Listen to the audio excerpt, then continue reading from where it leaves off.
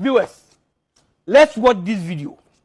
Wewe nakwambia ni mweche je utake jua. Bora Ruto apewe pesa. Anaweza kutuuza sisi wote kwa shetani mwenyewe.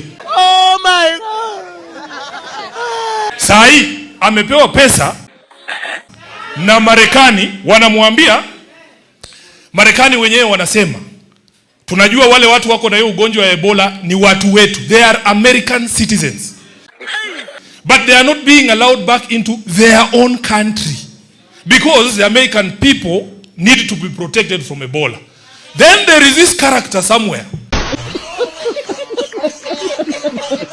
mwenye akipewa 1.7 billion shillings anasema leta hiyo watu.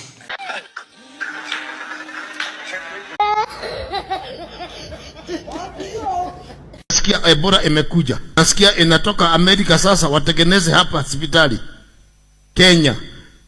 Kwani umerogwa? Na madaktari watatoka huko wakuje huko ije walete hiyo Ebola. Mumesaini sasa hiyo Ebola iletwe hapa. Angalia wazungu watoe kwao, na Amerika ndio kubwa kuliko Kenya mara ngapi unafikiri?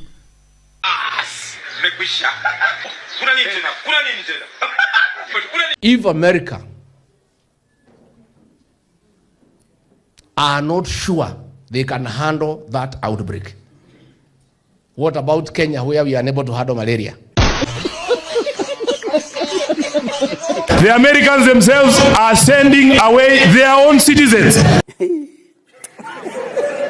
Lakini mkora mmoja hapa Kenya kwa sababu amepatiwa pesa anasema tuletewe hawa wagonjwa wa Ebola hapa Kenya. Oh my God. Mimi nataka nimwambie Mheshimiwa William Ruto, hiyo hatutakubaliana na wewe. Hakuna.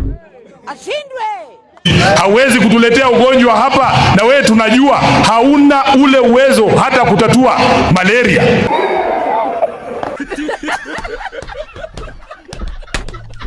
What about Kenya, where we have no equipment to deal with kidney failure? What about Kenya, where SHA is not working?